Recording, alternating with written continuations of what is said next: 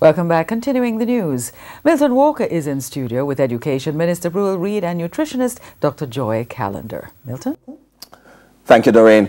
Now, one of the things we want to find out exactly, sodas, juice drinks, fruit juices, and so on, the sugar content, Dr. Callender. Hear a lot about the sodas, but people say, you know, the fruit juices and the fruit drinks are not so bad. Yes. So the best thing is to read your label. The serving size is usually 8 ounces, and that's about this much on this cup. Now, the serving size for regular soda, 8 ounces, and that has 7 teaspoons of sugar, which looks like this. Wow. Can you see? Okay. Yeah? Now, the problem is that this bottle is actually 2.5 serving sizes because it's 20 ounces. Oh. So that takes us to 17.5 teaspoons. So that's so much sugar is in one is in this bottle average of soda. Bottle of soda. Yes. Wow. Wow. Now, this is just another soda. This is very similar. It's a juice drink, I think they call them. Yes, a juice drink. Over here, we have a juice made from concentrate.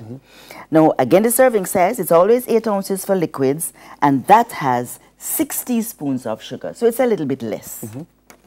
Now, this container is 11.5 ounces, so the amount of sugar in this bottle of juice from concentrate is 9 teaspoons. So it's not much it's less, a little less, but not much. Yes, not that much less. What about your bag juice? Which? Well, the bag juice, this particular one, I did not have a nutrition facts label, so I really could not tell.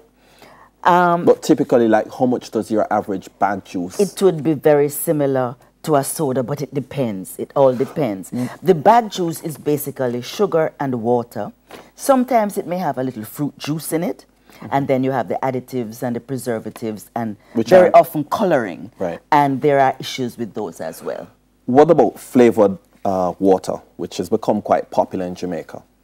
Usually less sugar. It does have some, but it's usually less sugar. Again, I encourage people to read your label.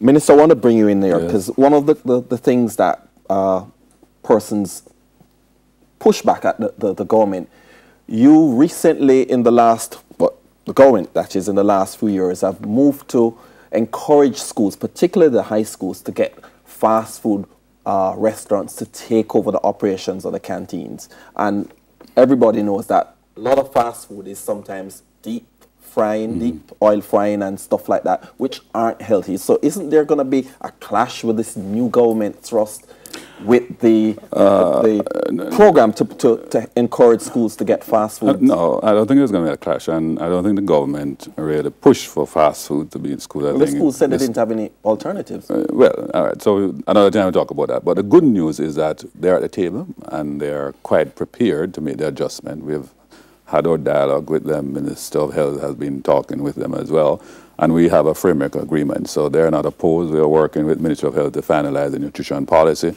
and they've assured us that they will be good partners in this regard. One of the things that we saw in Herman's story was the need for activity, physical activity. Sure. But we know that some schools have been cutting back on PE programs, and we did see that Excelsior, was it Mountain View, the primary, didn't have a field. They were on Road. asphalt. Yes. And a lot of schools just don't have the facilities for PE. Yeah, that's a challenge, and you know, we're going to have to look at each institution to see how we can facilitate. I mean, there could be some synthetic type facility, because I've been to like Union Garden and they have a nice synthetic you know, overcoat on the field, so it's not as challenging. And the new schools that we're going to be building, I have instructed that they must be built with adequate space, have green spaces, have play fields, etc. So we have to go through Milton and look school by school to see how we can support them in that regard. We're with the JTA, and they've asked for us to ensure we have, even for a cluster of schools, PE teachers, because you know, we believe in Jamaica moves, a healthy lifestyle. So in a very creative way, we need to work with our schools to make sure our children are engaged in physical activities on a regular basis. And Dr. Callender, I'm struck by what one of the vendors, or two of the vendors outside Effortville Primary, where Shamela went in Clarendon, said they're buying or stocking sweets and biscuits with low sugar content. Does that help the situation? I'm sure it would if they're absolutely correct. But bear in mind labeling. Because you can write low sugar, you can write less sugar, but look at your labels and compare.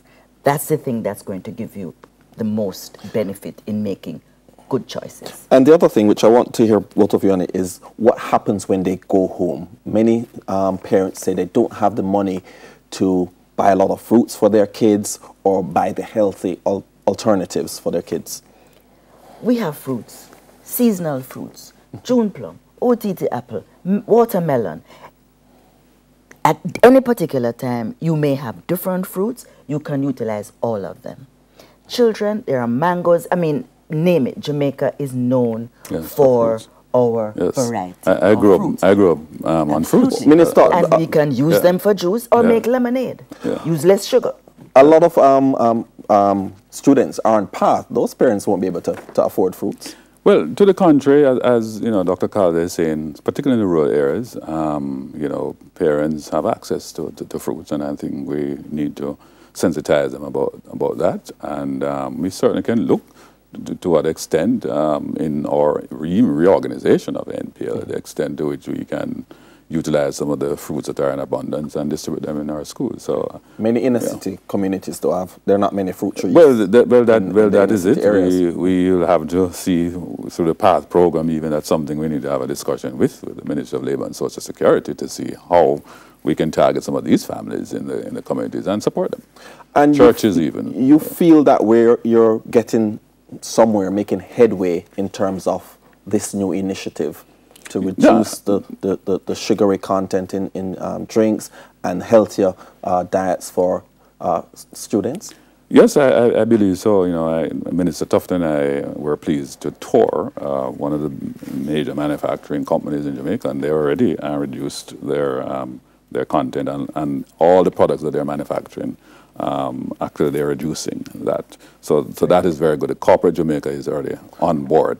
And the Parent Teachers Association are on board, and of course we have sensitized our teachers, and we want to just have it as a culture, information flow, the persons understand that. You know, what's the biggest stumbling block to the success of this policy, you think? Well, as you mentioned, the issue to ensure there's no dissonance between the school and the home. So we want to reinforce. You mentioned some of the constraining factor of poverty, students on path, whether the home is, of course, you know, replicating what's been done within the school.